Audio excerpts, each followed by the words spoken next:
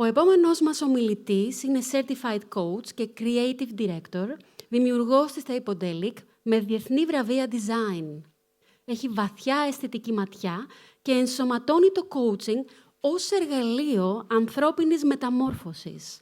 Είναι επίσης πολύτιμο μέλος της φετινής Επιτροπής Επικοινωνίας και Μάρκετινγκ του ICF Greece. Ας τον υποδεχθούμε με ένα ζεστό χειροκρότημα. Βασίλης Ντουμάνης. Καλημέρα. Σας ευχαριστώ πάρα πολύ για την τιμή που μου κάνετε να είμαι σήμερα εδώ μαζί σας. Θα ήθελα πολλές καρδούλες και από μένα. Θα ήθελα να πάρουμε λίγο χρόνο και να δούμε τι είναι αυτό που φέρουμε μέσα μας από το πρωί και δεν του δώσαμε την σημασία που χρειαζόταν. Ήταν αγωνία, ήταν περιέργεια, ήταν χαρά ή προσδοκία για τη σημερινή μέρα. Αυτό που μας έρχεται στο μυαλό είναι αυτό που σημαίνει ακριβώς η λέξη επίγνωση. Για να δούμε λίγο τον ορισμό της από τον ICF, η δεξιότητα 7 λέει ότι διευκολύνει την κατανόηση και τη μάθηση του πελάτη, χρησιμοποιώντας εργαλεία και τεχνικές όπως δυνατές ερωτήσεις, σιωπή, μεταφορά, αναλογία. Η δεξιότητα αυτή έχει 11 υποδεξιότητες, η τελευταία εκ των οποίων φέτος είχε μία μικρή αλλαγή σε μία λεξούλα. Και συνοπτικά, για να μην κάνουμε μάθημα τώρα εδώ, ο coach λαμβάνει υπόψη του την εμπειρία του πελάτη, τον τρόπο της σκέψης, τις αξίες και τις ανάγκες, τις επιθυμίες και τις πεποιθήσεις του. Ο coach προκαλεί τον πελάτη να δημιουργήσει τις επιγνώσεις και τη διορατικότητά του.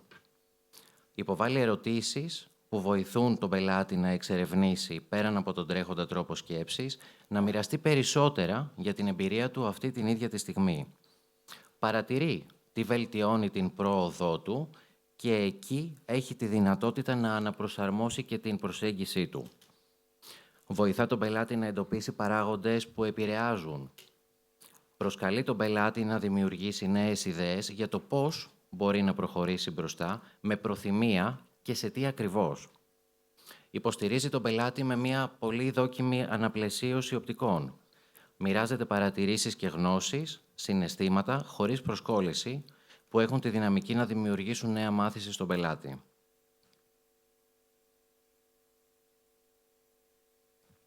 Η πρόκληση για μένα στην δεξιότητα αυτή είναι το πώς διευκολύνουμε τη μάθηση και τις στιγμές της επίγνωσης στον πελάτη μας καθ' όλη τη διάρκεια της διαδικασίας μιας συνεδρίας.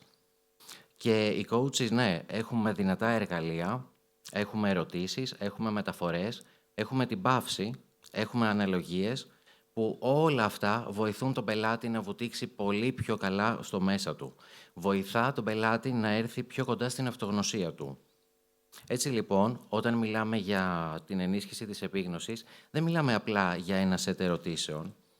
Μιλάμε για τη χρήση των κατάλληλων εργαλείων, την κατάλληλη στιγμή, στο σωστό χώρο, έτσι ώστε εμείς να λειτουργήσουμε για τη δημιουργία αυτής της επίγνωσης.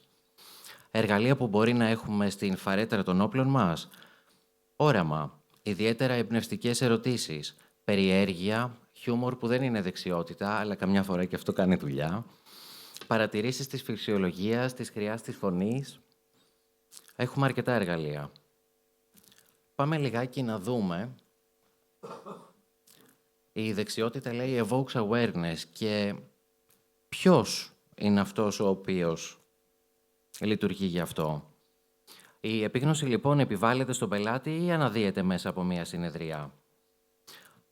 Φορώντας το καπέλο του coach, έχουμε εμπειρία, έχουμε δεξιότητες, έχουμε γνώση. Μέσα από την συνομιλία επιλέγουμε τη σωστή στιγμή να ρωτήσουμε τον πελάτη μας αν μας επιτρέπει να μοιραστούμε μία γνώση, κάτι το οποίο παρατηρήσαμε. Πώς ακριβώς το κάνουμε αυτό, μου επιτρέπεις? Νάσο, ακούγοντας να μου λες αυτό, θα ήθελα να σου μοιραστώ μία φράση που μου έρχεται στο μυαλό. Έχω την άδειά σου, παρακαλώ. Ευχαριστώ πολύ. Ακούγοντας λοιπόν να μου μιλάς, μου έρχεται το ερώτημα του Πλάτωνα. Γιατί ζούμε ακριβώς όπως ζούμε? σου κάνει εσένα κάποιο νόημα αυτό?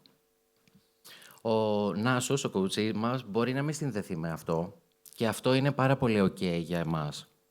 Μοιραζόμαστε κάτι γιατί θεωρούμε ότι είναι καλύτερο, όχι γιατί θεωρούμε ότι είναι καλύτερο, αλλά γιατί είναι καταλύτης και μπορεί να χρησιμοποιηθεί σαν ερέθισμα, το οποίο μπορεί να πάει τον πελάτη μας ένα βήμα παρακάτω, ένα βήμα πιο βαθιά μέσα του. Ζητάμε την άδεια, μοιραζόμαστε και δίνουμε το χώρο στον πελάτη να κάνει τη δική του σύνδεση, να ενώσει τις δικές του κουκίδες. Και εκεί, αν είναι τυχερός και ευλογημένος για μένα, εκεί θα έχει τη νέα του επίγνωση. Βεβαίως. Η αποτελεσματικότητα, λοιπόν... Η αποτελεσματικότητα, λοιπόν, πώς φαίνεται? Ένας δοκιμασμένος coach έχει παύσεις. Επιτρέπει τον στοχασμό και τον αναστοχασμό στον πελάτη του. Του επιτρέπει να δημιουργήσει τις νέες συνδέσεις του. Βοηθά τις ευθυγραμμίσεις με το μέσα και το έξω που δεν είχε ως τώρα. Τέλος, είναι εκεί για να αφήσει τον τελικό σημαντικό χώρο στον πελάτη να απολαύσει την ανάδυση των νέων επιγνώσεων. Αυτό είναι ένα generative process, είναι κάτι το οποίο επιτρέπει το χώρο για νέες ιδέες. Ο πελάτης σε αυτή τη διαδικασία αισθάνεται ότι η επίγνωση είναι δική του, του ανήκει. Και αυτό είναι το βήμα που θα τον οδηγήσει στη δράση.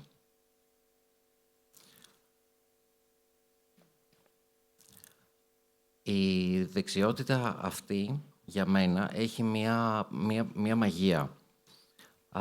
Απομακρύνει τους coaches από την ιδέα ότι το coaching είναι ένα set ερωτήσεων που χρειάζεται να απομνημονευτούν. Το coaching είναι μία εμπειρία. Το coaching είναι μία εμπειρία που an experience to be experienced, όπως είπε ο Jedi Iacko, όταν έγινε η αλλαγή στην δεξιότητα αυτή. Και στην ενίσχυση της επίγνωσης έχουμε όλα αυτά τα εργαλεία που είπαμε νωρίτερα. Έχουμε σιωπή, μεταφορές, έχουμε τη γλώσσα του πελάτη, έχουμε το χάρτη του κόσμου του. Μπαίνουμε στον κόσμο του πελάτη με πολλή περιέργεια. Και ποιος τελικά ενισχύει την επίγνωση? Είναι η ίδια η διαδικασία του coaching που δημιουργεί τις συνθήκες ώστε η επίγνωση να αναδυθεί. Να αναδυθούν οι νέες μαθήσεις, νέες ανακαλύψεις, νέες συνειδητοποιήσεις και ο πελάτης να τις πάρει μαζί του στο δρόμο του προς την αλλαγή. Σας ευχαριστώ.